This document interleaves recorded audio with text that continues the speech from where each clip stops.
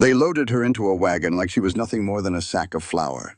For 3 days, Eliza shivered under a thin blanket, traveling to the middle of nowhere. All because her wealthy brother-in-law wanted to punish her for refusing to marry the man he chose. Her crime? Being a widow without an heir. Her sentence? Exile to a stranger's cabin in the frozen mountains. But when the wagon stopped and she saw the man waiting for her, a quiet rancher with eyes the color of a winter sky, something unexpected happened. He looked at her and said the words no one had spoken in months. "I am sorry for your loss." What happens when two broken people, both hiding from their pasts, are trapped together through the harshest winter? And when her brother-in-law comes back to destroy them both, will a marriage of convenience become their only weapon for survival? Sometimes the people who try to break you end up leading you straight to your greatest blessing. What others mean for harm, life can turn into treasure. A powerful story about choosing your own path, finding unexpected love in the darkest places, and proving that your worth is never defined by those who fail to see it. If this story speaks to your heart, hit subscribe and ring that bell so you never miss another one. Drop a comment below. Have you ever turned someone's punishment into your greatest victory? Share this with a friend who needs to hear that the best chapters often start in the hardest seasons. Now, let us go back to 1887.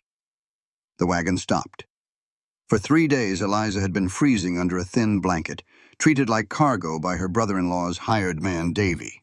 Through a tear in the canvas, she saw it, a small log cabin surrounded by endless snow-covered mountains. This was the middle of nowhere. It was exactly where her family wanted her. Davy grunted, "Out," as she climbed down into the deep snow. The door to the cabin opened. A tall, weathered man in a sheepskin coat stepped out. His eyes were the color of a winter sky. Davy called out, "Grant Holloway? Got a delivery. One widow woman, as arranged." He said it like she was a sack of flour. Grant's jaw tightened as he looked at Eliza, truly seeing the tired but proud woman shivering in the cold. A flicker of understanding crossed his face. He walked closer and said quietly, "Mrs. Moore, I am sorry for your loss." The unexpected kindness almost broke her. But Eliza had cried all her tears. She refused to show any weakness now. Davy tossed a crate of supplies on the ground. "The family will send more in the spring," he said, "provided she's still here." Then he turned the wagon around and left, his tracks quickly disappearing in the falling snow. Eliza was utterly alone with a stranger. The wind cut through her thin coat. Grant picked up the crate. "You should come inside before you freeze," he said, leaving the door open for her. Pride fought with reality. Reality won. She grabbed her bag and followed him. The cabin was one large room, simple but clean and blessedly warm. "There is a small room for you through that door," Grant said, setting the crate on a table. He turned to face her, his gaze direct. "Your brother-in-law, Calvin, wrote to me. He said you needed a place to stay. He did not mention he was abandoning you against your will." The simple honesty of his words was a shock. Eliza did not know how to respond. "I will be clear, Mrs. Moore," Grant continued. "I do not like being part of this family's games. I agreed because he offered good money for ranch supplies. Here is what we are going to do," he said. "You can stay here until the trails clear in April. You will work to earn your keep, cooking, cleaning, helping with the animals. You pull your weight, and I will see you are fed and warm. Come spring, I will give you supplies and enough money to start a new life somewhere far away from here." Eliza was stunned. "Why would you do that?" she asked. "Because nobody deserves to be thrown away," he said simply. "And because I know what it is like to have your life torn apart by others. Now, I do not ask about your past, and you do not ask about mine. We are just two people trying to survive the winter." He then left to check on his animals. Eliza stood alone in the quiet cabin. She had been cast out from a mansion and was now expected to work like a servant. She went into the small room he had prepared. It was tiny, with a narrow bed, but it was clean, and a fire was already laid in the stove. She sat on the crackling corn husk mattress, so different from the feather bed she had shared with her husband Thomas. She pulled his photograph from her bag. They had only been married for 18 happy months before sickness took him. After he died, her brother-in-law Calvin had whispered a cruel accusation that her demands as a wife had weakened Thomas and killed him.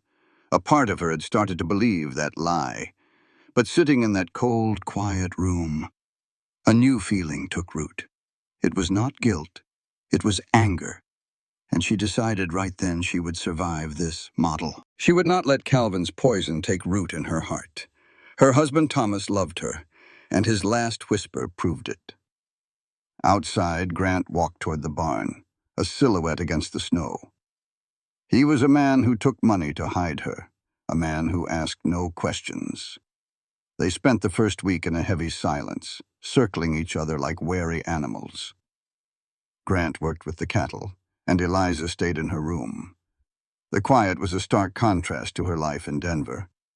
It was a loneliness so deep it made her want to scream. Finally, on the 8th day, she had to do something. Grant was out checking fences, so Eliza went to the main room. It was clean but lifeless. A pot of stew hung over the fire, and she lifted the lid. It was just venison and vegetables in plain water. It was food, but not much more. Before she could change her mind, she started cooking. She made bread from a sourdough starter she found. She seasoned the stew until it smelled rich and wonderful. Then she noticed Grant's mending pile and set to work, her hands remembering old skills. Hours later, Grant opened the door to the smell of fresh bread. He saw his mended shirt drying by the fire and stared. "What are you doing?" he asked. "I am working for my keep," Eliza said, her defenses rising. Grant's calm finally broke. "I never meant for you to be a servant," he said, his voice tight. "The difference is choice. You can help or you can stay in your room, but you are not a slave here."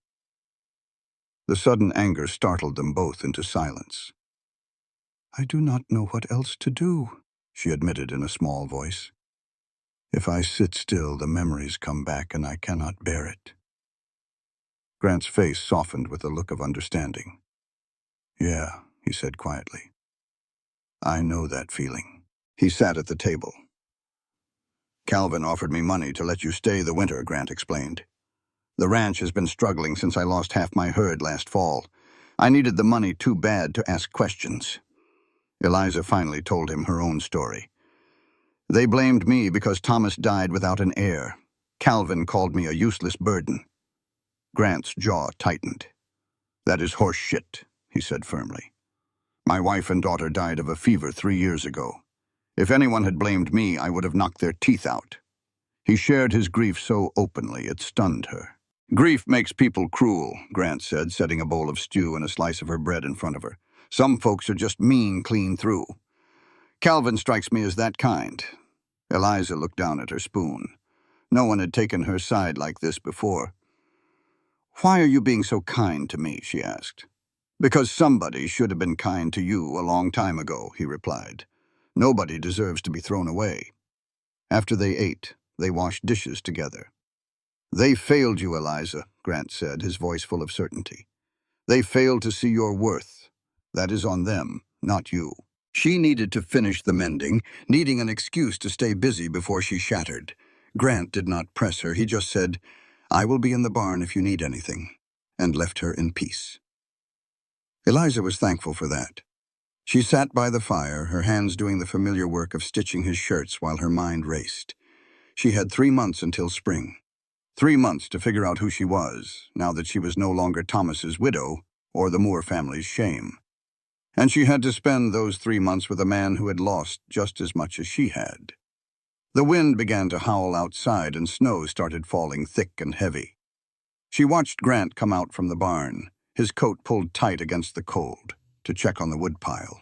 He had saved her life not just by taking her in, but by seeing her as a person who deserved some dignity. That was more than anyone had offered her in a long, long time. The storm trapped them for 4 long days. That little cabin became their entire world. She cooked, and he took care of the animals. They played checkers in the evenings to fill the heavy silence. He won most of the games, But she was learning his tells. As the fire burned low each night, a small, unfamiliar feeling began to grow in her chest. It was not happiness, not yet, but it felt a little like peace. For the first time since she had arrived, Eliza thought she might just make it to spring after all. But on the third day, the walls started to feel like they were closing in. The quiet felt too loud. She tried to scrub the feeling away by cleaning floors that were already clean, but the restlessness would not leave her alone. Grant noticed. He always seemed to notice. "You need some fresh air," he said after lunch. He pulled some extra clothes from an old trunk. "Here," he said, "these belong to Sarah." He said his wife's name so simply. Eliza took the warm coat and pants, practical clothes that would have shocked the fine ladies back in Denver. Outside, the snow was deep, and the cold was a slap in the face. But Grant was right. The air was clean, and the storm was letting up. "Come on," he called out. "I want to show you something." She followed him through the snow for nearly 20 minutes until they reached the edge of a cliff. The view simply stole her breath away. A perfect white valley stretched out below them, surrounded by mountains. She felt all her grief and anger shrink down to a manageable size. They did not disappear, but they lost some of their power. "Thank you," she said, her voice quiet, "for bringing me here." Grant's eyes were on the valley. "Thank you for not giving up," he said. "That first day you looked like you had already quit fighting. But you are still here." He finally looked at her. "That takes a special kind of strength." "I sure do not feel strong," she whispered. "Nobody ever does," he told her. "But you are anyway." That night, something between them had changed. After dinner, he asked her a question that no one had ever asked before. "Before all this happened, what did you dream about?" "I wanted to be a teacher," she said, surprised by her own voice. "My father said it was a waste of time." Grant leaned back. "There are towns out west that are desperate for a good teacher. They do not care about your past if you can do the work." "What about you?" she asked him. "What did you dream of?" He was quiet for a long moment. "I wanted what I had," he said, his voice gone rough. "A wife, a daughter, a ranch we could build together. I got everything I ever wanted. And then I lost it all. Now I just want to make it through the day." The honesty of his words hit her right in the heart. "How do you keep going?" she whispered. "I work," he said. "I feed the cattle, I mend the fence. I focus on the small things, the things I can control. You cannot change the past and you cannot predict the future. All you can do is survive today." His trust was a gift. "I am trying," she said, "to survive today." They spoke of the loved ones they had lost, Sarah and Emma. The pain was still too raw for details, but they talked around the edges. When Eliza went to bed, she felt a heavy weight had been lifted.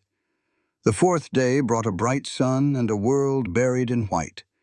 Grant dug paths through the snow, and Eliza helped, pushing past her own aches. That evening, over coffee, he told her, "You are going to be sore tomorrow." She flexed her blistered hands. "I am sore now, but it felt good, like a choice." Grant nodded, understanding the difference between a task you must do and one you choose to do. "Grant," she asked, "why did you really agree to let me stay?" He took a long pause. The money was part of it, but not the whole story. He confessed that his wife Sarah and daughter Emma had died 3 years ago. He could not stand to live in their house, so he sold everything and moved up to the mountain to be alone.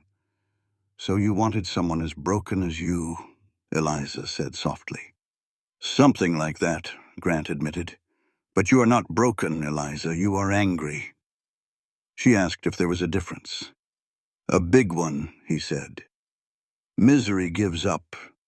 Anger fights back." Eliza realized he was right. Underneath all her sorrow was a burning fury at the injustice. She was furious, but did not know what to do with that fire. "You will figure it out," Grant told her, looking out at the snow. "You have got 3 months until the pass clears." 3 months had once sounded like a prison sentence. Now it felt like a countdown. January turned into February. The days fell into a comfortable rhythm of chores, shared meals, and long talks.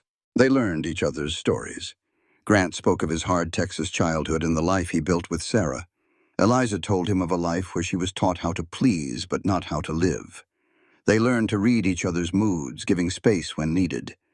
Slowly they became friends, but their peace was disturbed in mid-February when they rode down to the small town of Pinarest for supplies. Grant warned her the folks there were wary of outsiders. He was right. Inside the general store, the owner, Horace Kemp, gave Eliza a curious look.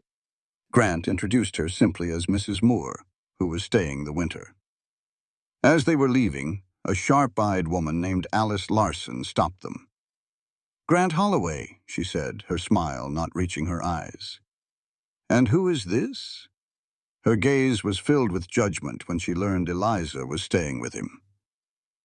"Mrs. Moore is a new widow," Grant said, his voice firm. "I am offering her shelter. It is just Christian charity." Mrs. Larson did not look convinced. "Still, people will talk," the woman said. "A widow and a widower, all alone." Grant cut her off. "Let them." On the ride back, he apologized for Mrs. Larson, the town gossip. "Will this cause you trouble?" Eliza asked. "I do not care what they think," he said, but his laugh was without humor. Eliza knew her presence was a scandal. She was a burden to this kind man, just as the Moores had intended. Lying in bed that night, she felt the anger Grant had spoken of begin to stir inside her. She listened to the wind and made up her mind. When spring came, she was leaving. She would not be Grant's problem any longer, and she would not let herself care what became of him. That last part was already a lie. The choice to leave only made her notice all the things she had tried to ignore. She saw how he relaxed when she made him laugh, and how he always set the fire in her room before dawn. He was a good man, and she was planning to walk away from him. The guilt was a constant ache. One morning, the cabin was too quiet. Grant was gone. Fresh tracks in the snow led toward the valley. She waited, a knot of worry tightening in her stomach. Something felt wrong. Just as she was pulling on a coat to search for him, the door creaked open. Grant stumbled in, his face pale and holding his left side. Eliza rushed to his side. "It is nothing," he said, but when he took off his coat, she saw the blood soaking through his shirt. "Sit down," she ordered, her voice sharp. He obeyed. A long, ugly gash was cut across his ribs. "A spooked steer pinned me against a fence," he explained through clenched teeth. "You rode back like that?" Her hand trembled as she grabbed a clean cloth. "This needs stitches." Eliza found the needle and gut, her heart pounding. "I have never done this before." "Well, there is a first time for everything," he tried to joke. Skin was not like fabric. She had to force the needle through his flesh. Grant was silent, but his knuckles turned white as he gripped the table. "I am so sorry," Eliza whispered. "It is not your fault," he managed to say. "You are doing fine." The stitches were a clumsy mess, but they closed the wound. When she tied the last knot, she was covered in sweat. "It will hold," Grant said, his voice rough with pain. "Thank you." She bandaged him and helped him into a clean shirt. The closeness felt both strange and right. "You need to rest," she told him. "The cattle can wait. You will do them no good if you collapse." For the first time, Grant smiled. "Yes, ma'am." She helped him to a chair near the fire. Then, surprising them both, she sat on the floor beside him, not wanting to leave his side. After a long silence, he spoke. "Can I ask you something? What are you really going to do in April?" "I do not know," she admitted quietly. "Find some kind of work, I suppose." "That is a hope, not a plan," he said gently. "You could stay." Eliza's heart skipped. "Not here in the cabin," he said quickly. "In the valley. The school in Pinarest has been empty for 2 years, and the main house on my ranch is empty. There are options if you want them." "Grant," she started, "think of your reputation. What will people say?" "I do not care what people say. You should. This is your home. It is your community." Grant just shook his head. "I would rather have one true friend than 100 gossiping neighbors." The word friend hung in the air between them. "I cannot be your burden," she finally said. "You are not a burden," Grant said, his voice firm. "This winter would have been hard without you. You reminded me what it is like to have someone to care about. He paused. I'm just saying you have a choice. If you want to teach, then teach. If you want to leave, I will give you what you need to start over. He looked her right in the eye. But do not run away because you are worried about saving me from some scandal. Run because it is what you truly want. Why? She whispered. Why are you doing all this? His face softened. Because you deserve the chance to choose your own life. And, he hesitated, because I would miss you if you left. It was a simple, shattering truth. I would miss you too, she confessed. Then stay, he said. We can figure out the rest as we go. She wanted to, but the fear of ruin was a powerful thing. Let me think on it, she said. At last I have a moment. Grant winced, trying to get comfortable. Though what I really need is some sleep. Eliza helped him stand and guided him to the ladder. He climbed into the loft on his own, his pride stronger than his pain. She waited below until she heard him settle, then returned to the fire. He wanted her to stay, not from pity, but because he genuinely enjoyed her company. The thought was new and frightening. She hugged her knees, staring into the flames. She just wanted to matter, to wake up without the weight of failure on her chest. She wanted to build something new, and a part of her wanted to do it near Grant. That night, the storm hit hard, rattling the small cabin. Grant's fever spiked from the wound, and she spent the long hours tending to him with cool cloths. By morning, the worst had passed. He was weak, but his eyes were clear. Thank you for the soup, he said. You did not have to watch over me all night. Yes, I did, Eliza replied, sitting on the edge of the loft. You were kind to me when I was the one in need. Grant met her gaze. Eliza, I meant what I said about you staying. But I need to be clear. I am not looking for a replacement for my Sarah. I know that, she said, touched by his honesty. You are offering friendship, not promises. He looked relieved. Good. I just did not want any confusion. As Eliza went back to her room, she admitted to herself that things were not so simple. She felt gratitude, respect, and something much warmer that she was not ready to name. For now, their friendship was more than enough. The days fell into a new rhythm. As Grant slowly healed, Eliza took on more of the ranch work. She learned to feed the stock and chop wood. Her hands grew calloused, but she felt stronger. You are a natural at this, Grant remarked one afternoon. Hardly, she said, flexing her sore fingers. But there is satisfaction in this kind of work. That is what I love about ranching, he agreed. You fix a fence, it stays fixed. Not like the mess of dealing with people. What happened after your wife and daughter passed? His face hardened. People brought food, then grew tired when I did not get over it fast enough. They did not understand that you cannot just replace family. Eliza knew that feeling. 2 months after my Thomas died, my brother-in-law Calvin told me to stop moping. He wanted me to marry his business partner, a man who had already buried 2 wives. He called it a charitable offer, but it was just another way to control me. Grant's jaw was tight. You refused. I told him hell no. A small, bitter laugh escaped her. You should have seen his face. He called me ungrateful and said I was spitting on my husband's memory. That is when I knew I had to leave. Before I could, Calvin sent me here. And you thought I was just another man trying to control you. Yes, Eliza admitted, I was wrong. You are the first person to treat me as an equal. You are my equal, Grant said simply. The sincerity in his voice made her chest feel tight. Tell me about your other ranch, she said, changing the subject. His expression brightened. It is 200 acres down in the valley. Sarah and I were fixing up the house before she got sick. After, I just could not bring myself to go back. Maybe someday, he said, looking at her. It would be easier with help. Grant, I am not proposing, he added quickly. It is just a fact. A ranch that big needs 2 people. If you were to teach in town, you would need a place to live.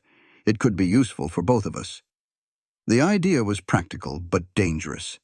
Living that close would blur lines that were already fuzzy. People would talk, Eliza said. A widow and a widower under the same roof. They would run me out of town before I even started.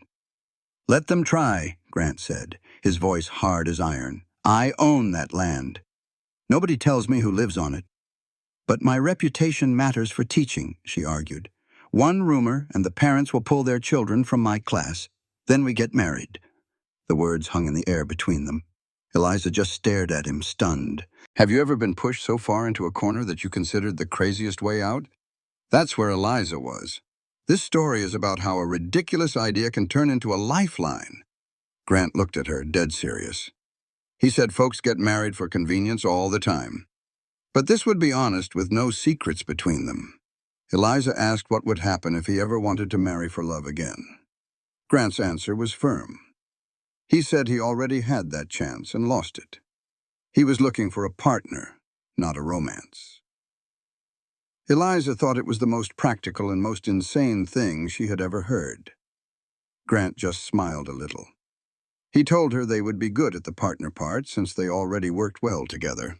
He reminded her he had only known his late wife Sarah for 2 months. Time does not guarantee anything, but a person's character does. Eliza had to admit he had a point. She knew Grant was a steady and honest man. She said again that his idea was crazy, but she had less fight in her voice. He told her to just think on it, with no pressure. The idea of a marriage of convenience took hold in Eliza's mind. It was a strange thought, like something from a book. But her whole life felt unreal, hiding in a mountain cabin with a cowboy. She had to make a choice soon. The next week felt normal on the surface. They worked and talked, but Grant never mentioned marriage again. Still, Eliza could not shake the idea. She started thinking about the real things, like the ranch house and the school nearby. She wondered if a pretend marriage could actually work. One night, while they were playing checkers, Eliza finally asked him. She wanted to know the real details about his house. Grant paused his game. He figured she was thinking about his crazy proposal. She told him to just tell her about it. He said the house had good bones, built from local timber with 4 bedrooms. It needed a new roof and some windows, but it could be a real home. His voice got quiet when he said his wife Sarah had picked the spot. She had wanted their children to have room to run. Eliza felt a deep ache for the future he had lost. The house sounded beautiful. The school was only 3 miles down the road, and the town was growing. Eliza saw a picture forming in her mind. A house, a school, and a partnership built on respect. It was a chance to build a new life from the ashes of her old one. It was terrifying, but it was also the best offer she had. Eliza looked up from the game. She asked what the specific terms would be if she agreed. Grant got very still. He laid out the rules carefully. They would have separate bedrooms and private lives. In public, they would act like a normal married couple. She would teach, and he would run the ranch. Household bills would be shared. And the most important part was that either of them could end the arrangement if it was not working. No one would be trapped. She then had to ask about any other expectations. Grant was firm. He said there were none. This was about legal protection and partnership, nothing more. They were 2 adults talking about marriage like a business deal. Eliza asked what would happen if people found out. He said they would not. As long as they were legally married and respectable, their private lives were their own business. It all made a crazy kind of sense. She told him she needed more time to think. That night her thoughts went around and around, but at the heart of it all was one simple fact. She trusted Grant. She trusted him to be fair and to keep his word. That kind of trust was a rare thing. She finally fell asleep, only to be woken by shouting. Grant was arguing with another man just outside the cabin. Eliza rushed out to see what was wrong. In the early morning light, she saw a man on a horse. He was well-dressed, angry, and very familiar. It was her brother-in-law, Calvin Moore. Calvin yelled that he was there to take her home. His eyes landed on Eliza, and his face twisted with anger. He told her she was a disgrace, living in the mountains with a stranger. Eliza's voice was steady when she answered. She told him that he was the one who sent her there. He made his choice, and now she was making hers. Calvin got off his horse, his face like a storm cloud. He told her that being a Moor meant something. Grant stepped between them, blocking the doorway. He told Calvin that Mrs. Moore was a guest and was not going anywhere she did not want to go. That is when Calvin revealed the truth. He pulled out an envelope and said he had paid Grant to keep Eliza hidden all winter. He said their deal was done. Eliza's heart sank, but Grant stood his ground. He said the deal was until April. Calvin did not care. He put his hand on the pistol at his hip and threatened to take her by force. Before things could get worse, Eliza stepped up. She told Calvin she would rather die than go back with him and marry the man he had chosen for her. In that moment, she made her real choice. She stood with Grant. Calvin, seeing he had lost, finally rode away in a fury. Grant and Eliza were left standing there, their pretend plan suddenly feeling very real. It was a scary new beginning, but for the first time in a long time, it was one they were choosing together. Calvin, looking harder now, shaped by work and loss. "You need to leave," Grant said, his voice quiet but firm. "Right now." "Or you will do what?" Calvin sneered, motioning to two hired men behind him. "I brought insurance this time." "Then they can witness you trespassing," Grant answered, his voice pure ice. "Leave. Do not come back." Calvin stared, weighing his options. "This is not over. The family has a right to ensure Thomas's widow is cared for."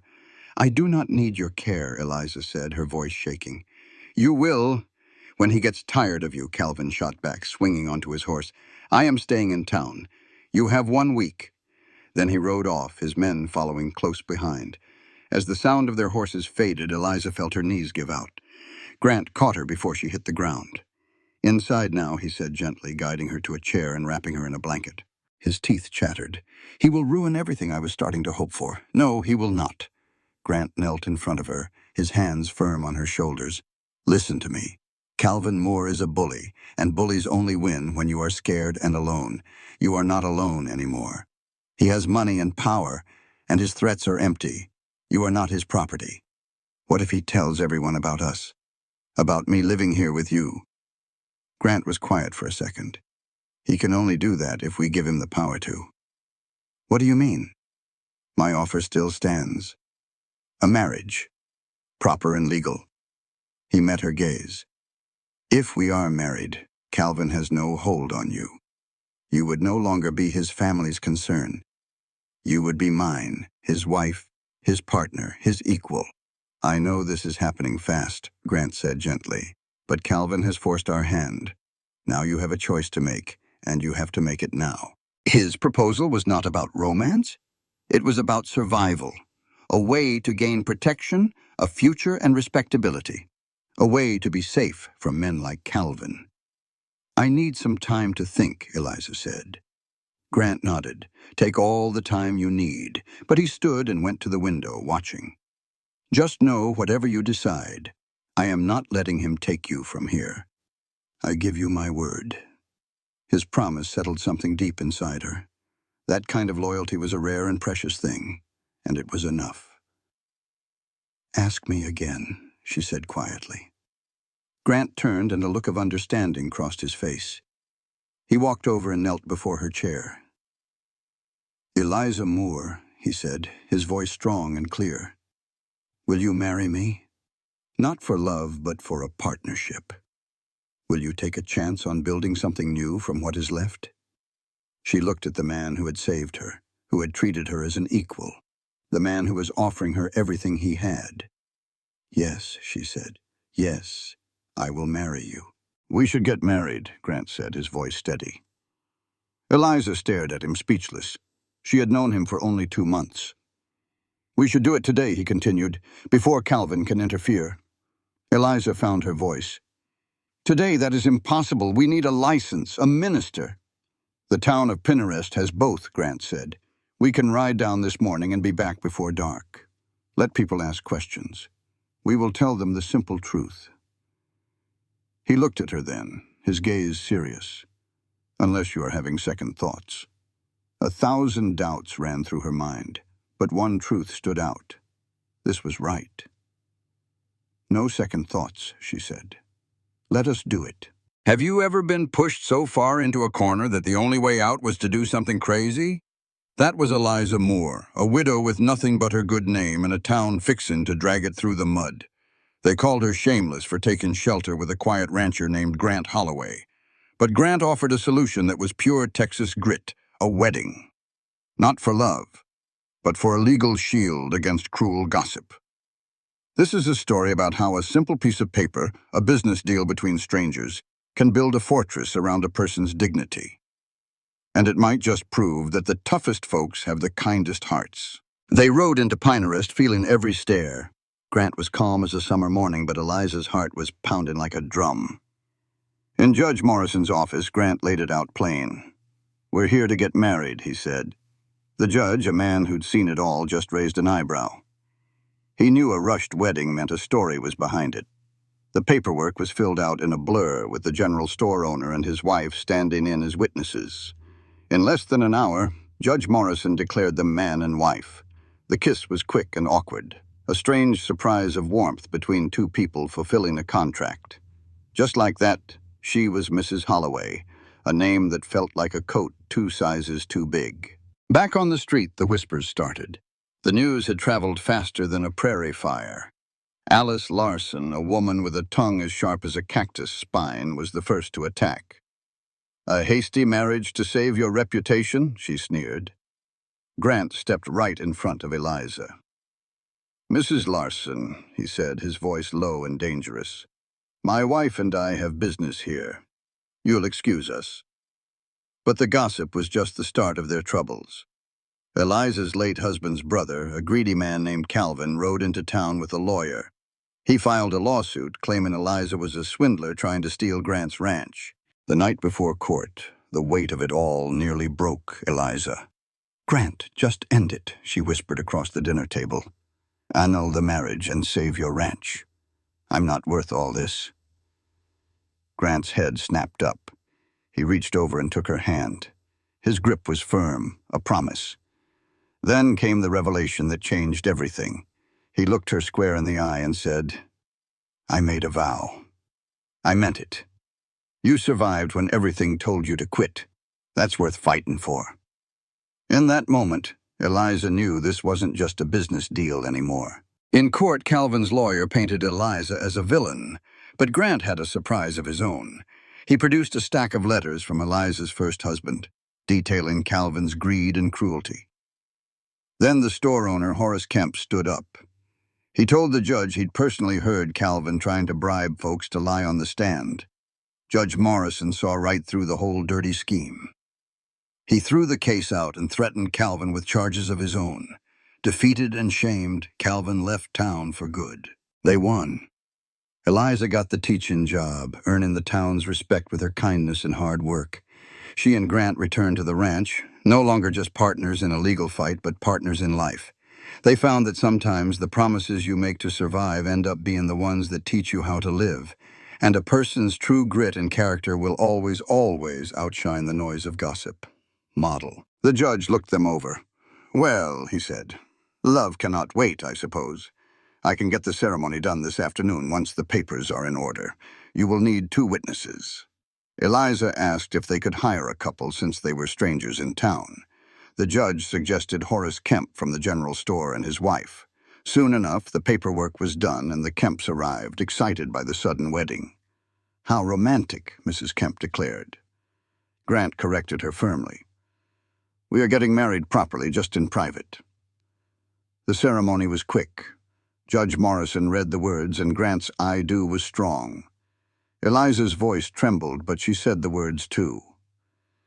"By the power vested in me," the judge announced, "I now pronounce you man and wife. You may kiss the bride." Eliza's heart jumped. They had not thought about the kiss. They leaned in, a clumsy but surprisingly warm touch of lips. It was a simple, formal act, but it sent a warmth through her all the same. The Kemps clapped as the judge handed them the official certificate. "Congratulations, Mr. and Mrs. Holloway." The new name felt strange to her. They paid their dues and quickly left. Outside, Grant acted normal. "We ought to get supplies," he said. At the general store, it was clear the news had traveled fast. Everyone stared and whispered. Grant paid them no mind, gathering what they needed. Eliza tried to ignore them too, but her hands shook as she realized this was for her new legal home. Just then, Alice Larson appeared, her face a mask of smug satisfaction. "Well, well, Mrs. Holloway, is it now?" "That is my name," Eliza replied, holding her head high. "How very convenient," Alice sneered. "A quick marriage to save your reputation." Grant's voice was sharp as steel. "Mrs. Larson, my wife and I have business here." Alice just laughed. "Your wife? People are going to talk, Grant." "Let them talk," he said. But Alice turned on Eliza. "And you plan on teaching our children? A woman with your history?" "We are married now. Her reputation is clean," Grant stated, his voice hard. Alice looked from one to the other. "Is it? Or did you have to get married to hide something?" Grant took a step toward her, and his message was clear. "That is enough." Alice's face soured. "You'll regret this," she hissed. "This town has a long memory." She stormed off, leaving a poison in the air that made Eliza's stomach turn. The whispers, the stares. It was all worse than she'd imagined. "Don't you mind her," Grant said, his voice low. "She's just a bitter woman." But Eliza knew Alice had influence. As Grant helped her onto her horse, the ranch house she'd never seen felt less like a home and more like a trap. They rode away from Pinerest, but she could feel the whole town's judgment following them like a storm cloud. When they stopped to rest the horses, Eliza's voice trembled. "She'll tell everyone I married you because I'm carrying a child. They'll count the months and see she's wrong, or they'll just decide I lost it and judge me anyway," she whispered. "This was a mistake." "No," Grant said, his voice firm. "We did this for good reasons. For protection. For a future. Those reasons haven't changed. But if I can't teach? If no one accepts me?" "Then we build something else," he said, moving closer. "Eliza, listen. I have lived in this county for 8 years. I know these people. They respect grit. If we stand tall and show we are not ashamed, they will come around." "You're too hopeful." "I would rather have hope than give up," he answered, touching her shoulder. "We are married now, for better or worse. Let us try for better." Eliza wanted to believe him, but a cold doubt told her she had only traded one kind of prison for another. Back at the cabin, Grant went to see to the horses. Eliza stood inside, her new gold ring feeling heavy on her finger. She was married. Grant came in a moment later. "We should talk about living arrangements," he said. "I know we agreed to keep things separate. The ranch house has 4 bedrooms. You should choose yours before we move." "When are we moving?" "A week or 2. I need to patch the roof first. Unless you want to stay up here longer." Eliza looked around the small cabin. It had been a safe place, but it was lonely. The ranch was closer to town, closer to a real life. "No," she said. "Let us move soon. Start fresh." "All right," Grant nodded, starting coffee on the stove. "I know this day was not what you hoped for." He handed her a cup. "For what it is worth, I am glad we did this. It was the right choice." That night, lying alone, Eliza twisted the simple gold band on her finger. She was Mrs. Grant Holloway, a wife with a home and a husband who promised respect. So why did it feel like she had just walked into a different kind of cage? Grant was a good man, better than most. But he was still a man, and she had given him legal power over her life. She prayed she had not made a terrible mistake. Time would tell. The next morning, Grant was already outside working on a wagon, getting ready for the move. The familiar routine eased some of her fears. Around noon, a rider came up the trail. It was not Calvin, but a young man wearing a deputy's badge. Grant walked out to meet him, and Eliza followed, a knot of worry in her stomach. "Mr. Holloway," the deputy said, "I am Deputy Barnes. I need to talk to you about a complaint filed against you." "What kind of complaint?" Grant asked. The deputy looked uncomfortable. Mr. Calvin Moore has filed formal charges. Says you have been holding his sister-in-law against her will. Says you forced her into this marriage to cover up your crimes. That is a lie, Eliza said, her voice shaking with rage. Ma'am, I am just here to deliver the summons. You both have to appear before Judge Morrison next week. This is horseshit, Grant said flatly. The judge himself married us yesterday. I know, sir, but Mr. Moore claims the marriage was forced. The deputy handed Grant the papers and rode off, eager to leave. Grant stood there, his face as dark as a thunderhead. Calvin is not giving up. He will drag this out, Eliza whispered. He will make it as ugly as he can. He will not win, Grant said, his eyes fierce. Because we have the truth, and I am not letting him take you, not now, not ever. The fire in his voice startled her. This was not just a practical arrangement for him anymore. His need to protect her was real, and that scared her. Protection could so easily turn into possession. In the days that followed, things got worse. Word of the charges spread like wildfire. Folks who had been curious were now openly hostile. When Eliza went to Pinarest, she was met with cold stares and ugly whispers. Someone painted a nasty word on the side of the general store. The first rock came through the cabin window while they were at the ranch. The second one came in the middle of the night, shattering the dark. Grant grabbed his rifle and ran outside, but the coward was already gone. The third rock had a note wrapped around it. Sinners, go home. Where is home supposed to be? Eliza asked, her voice bitter. They drove me out here. Now they want me gone from here, too. That night, Grant sat up with his rifle across his lap. Eliza sat with him. The silence was thick with fear. We could leave, he finally said. Sell the ranch. Head for California. He tried to smile. A strategic retreat. This is worse than I figured, Eliza. Calvin is paying people to do this. Her hands tightened into fists. He wants me to break, to come crawling back to him. Grant looked at her. Will you? Never. Then we stand and fight, together. That one word, together, settled something deep inside her. Standing and fighting was easier said than done. The next day, 2 of Grant's chickens were left dead on their doorstep. The town turned on them hard. Vicious rumors, started by Calvin, claimed Eliza was just a grifter after Grant's land. The pressure was suffocating. That night, the air in their cabin was thick with fear. Eliza finally broke the silence, telling Grant he should annul the marriage to save himself. His head snapped up. No, he said, his voice quiet but firm. He reached for her hand, not with passion, but with the strength of a promise. I made vows, and I meant them.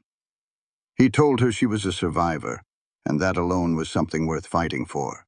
The morning of the hearing arrived cold and unwelcome. Eliza put on her most respectable dress, her hands trembling as she pinned up her hair.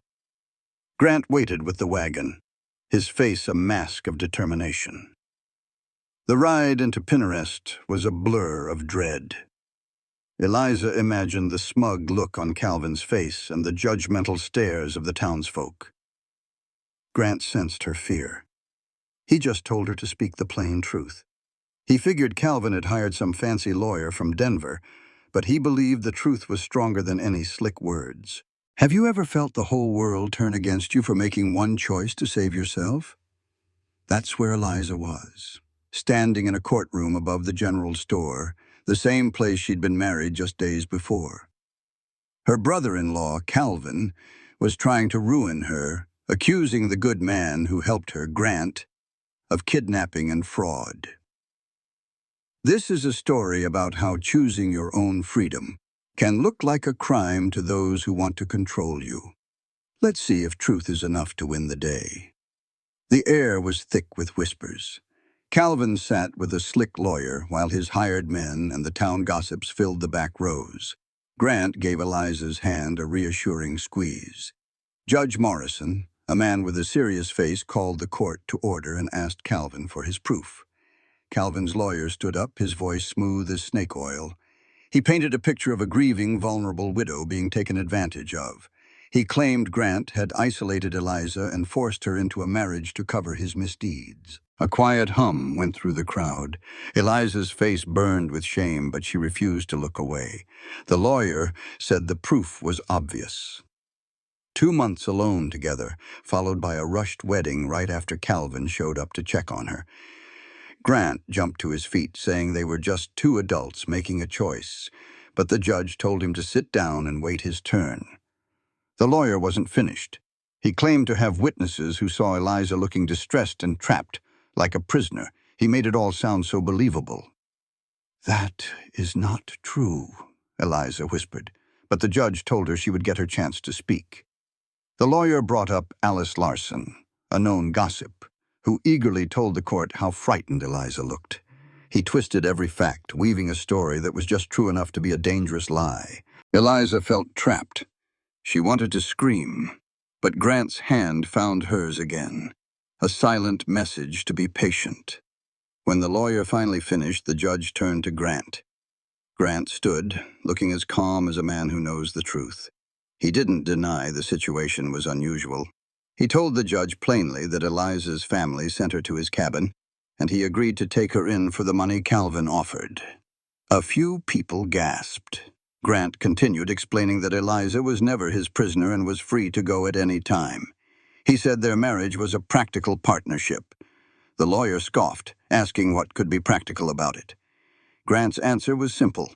He said Eliza needed legal protection from a family trying to run her life, and he needed help on his ranch. "We are partners, Your Honor," he said. "Just two people trying to make it." The judge nodded, then looked straight at Eliza. "Mrs. Holloway, did this man force you into marriage?" Eliza stood, her legs trembling. Every person in that room was watching her. "No, Your Honor," she said, her voice growing stronger with every word. "He did not force me. He gave me a choice." She looked right at Calvin. "My late husband's family decided I was worthless. They sent me away to break my spirit." She explained how Grant was the first person to treat her with respect, offering her work instead of pity. "When Calvin showed up threatening to drag me back to Denver, we decided to get married.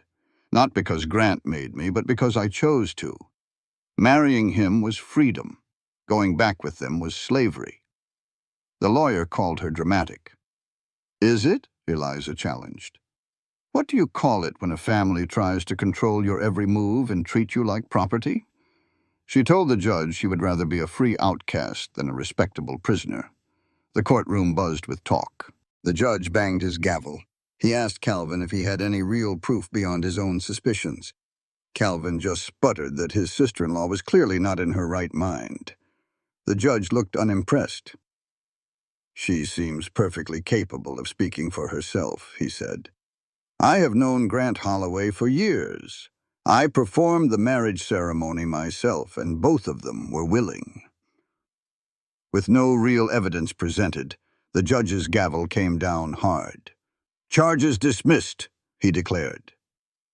The room exploded. Calvin's face turned purple with rage as he shouted that it wasn't over. The judge warned him to leave unless he wanted to be charged with filing false claims. Grant helped Eliza to her feet, but Calvin blocked their path. "You think you won?" Calvin hissed at Eliza. "This town will never accept you. You'll be an outcast." "I would rather starve than take anything from you ever again," Eliza said, her voice cold as ice. Calvin sneered. "We will see about that.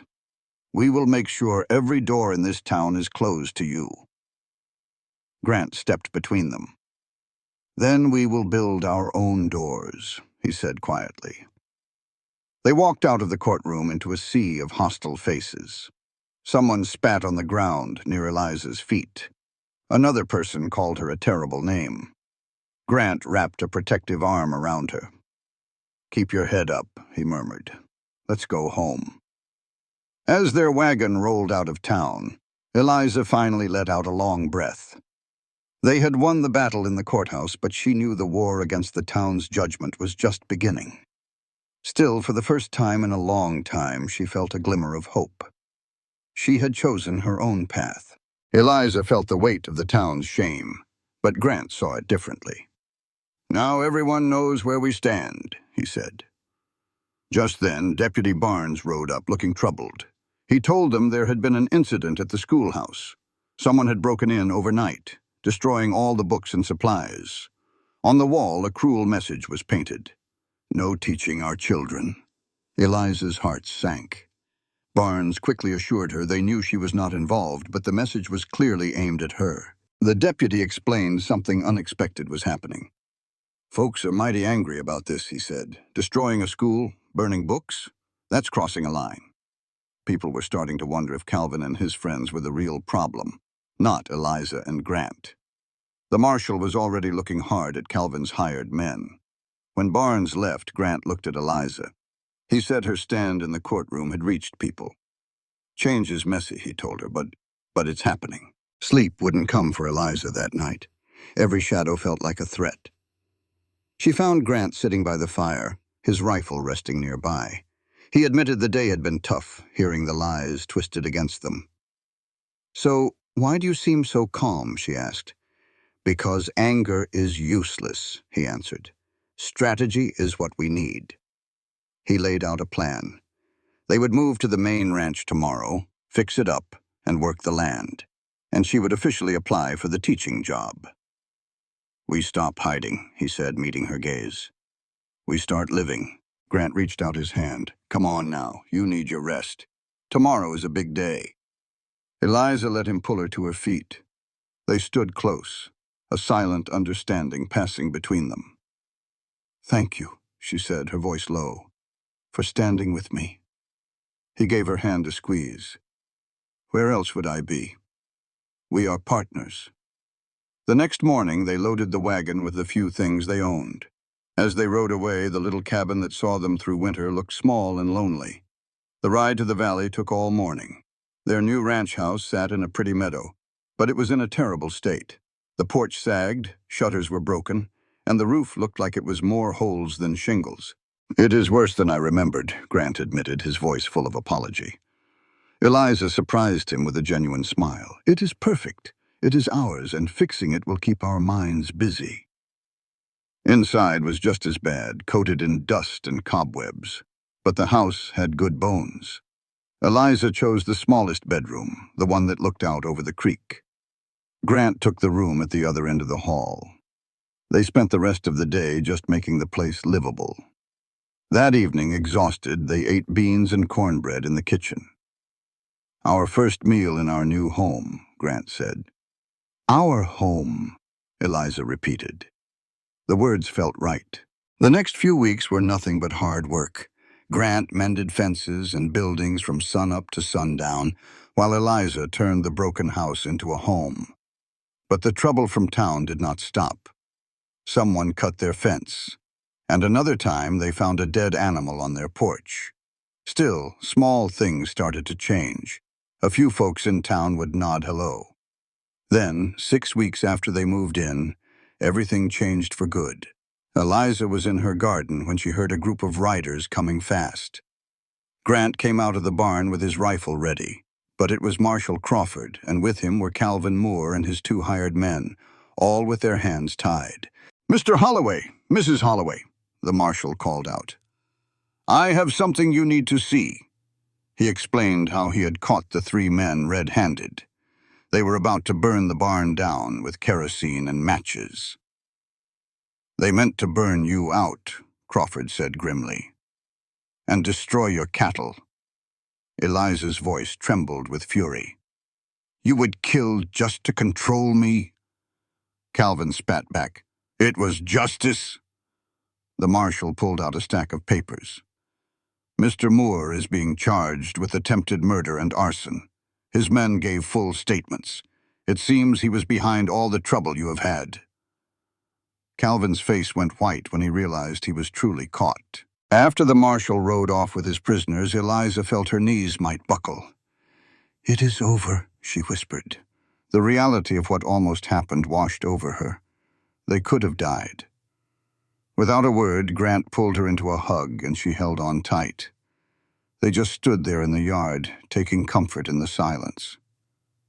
"But we are not dead," Grant said softly. "We are here. We are safe. And Calvin cannot hurt us anymore." They finally stepped apart, a little awkward after the sudden closeness. "Partners hold each other up, right?" Eliza said with a shaky smile. That night, she could finally breathe, and for the first time in a very long time, she slept without fear. The next morning, Eliza woke up to the sound of birds instead of dread.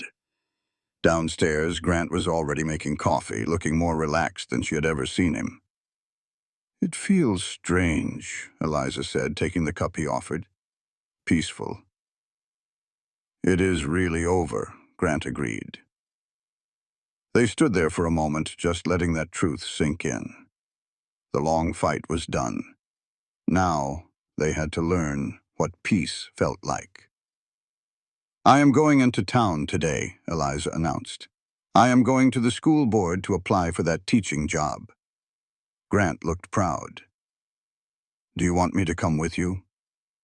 "No," she said, her smile firm. "This is something I have to do for myself." Riding into Pinterest, Eliza held her head high, ignoring the whispers. At the school board meeting, she found 3 men waiting, including Judge Morrison.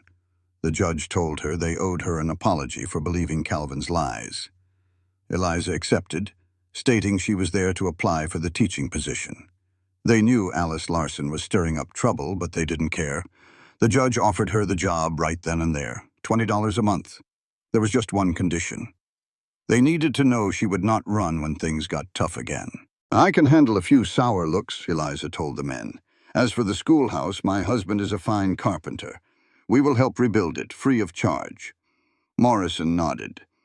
"All right then, Mrs. Holloway. We have a deal. School starts in September." Leaving the room, Eliza felt a surge of purpose. Outside, a small crowd had gathered.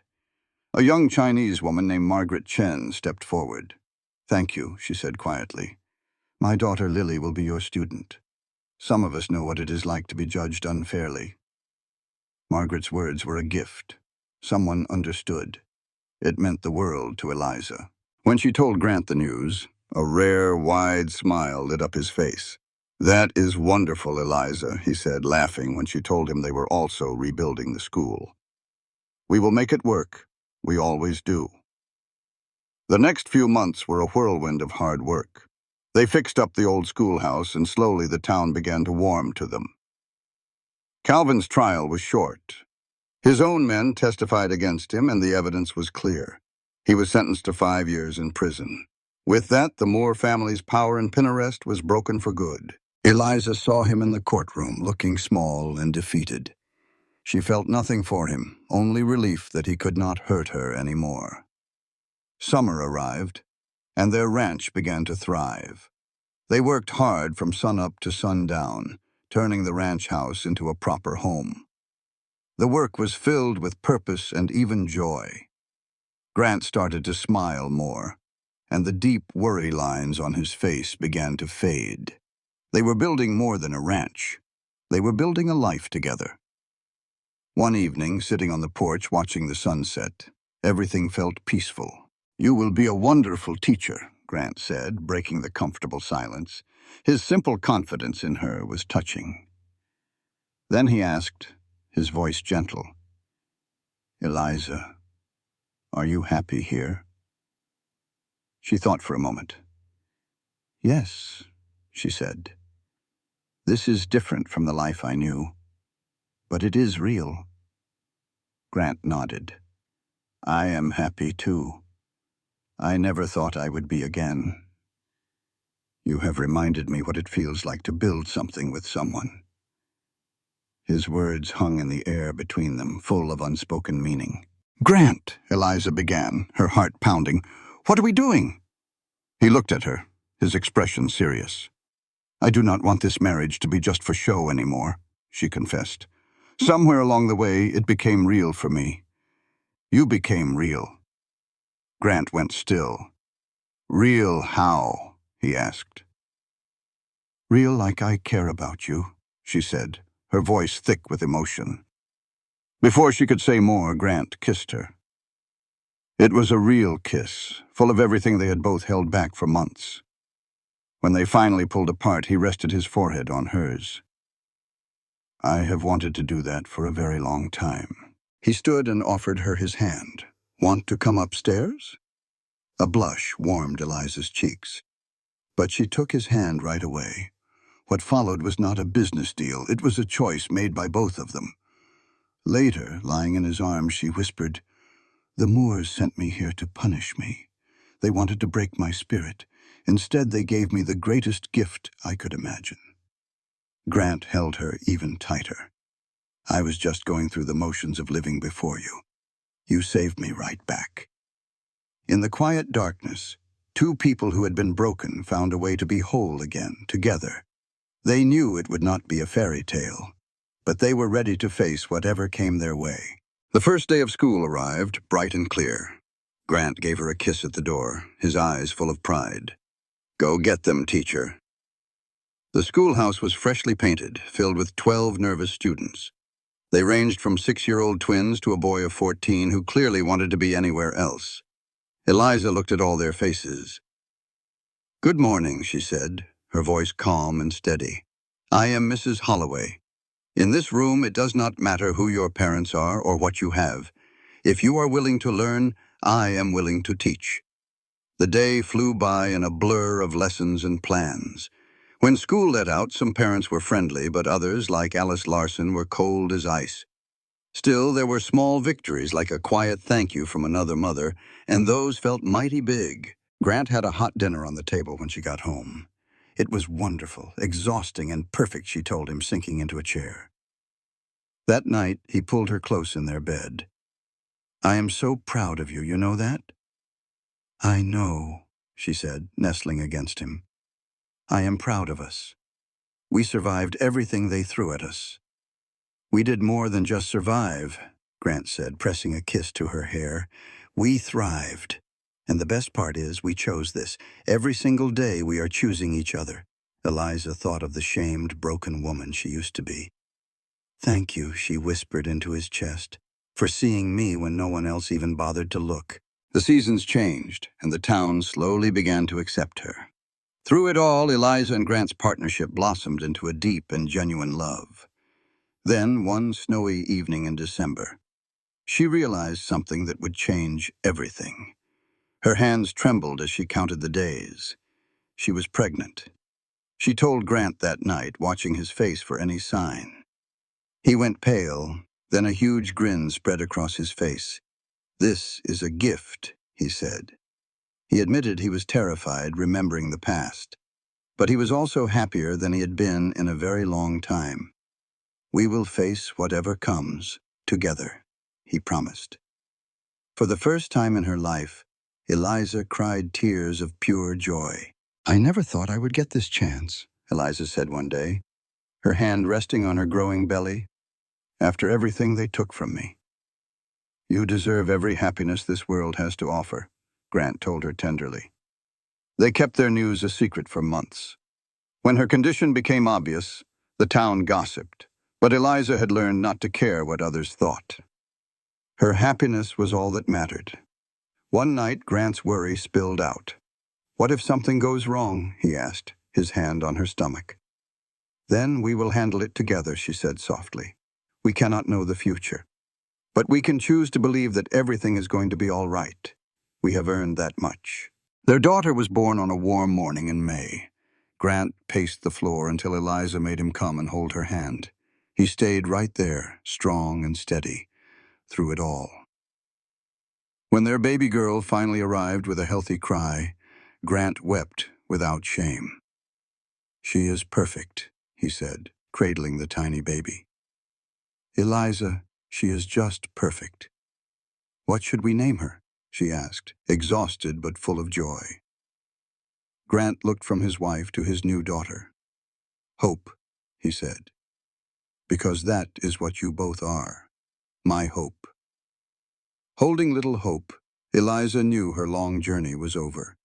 The people who tried to destroy her had instead given her everything: a family, a home, a future. "This is not about replacing who we lost," Grant said softly. This is something new, something that is just ours. Eliza smiled. Now, she said, we can finally try being truly married. A year and a half after arriving in Pinterest, Eliza stood on her porch, a respected teacher and a loved wife.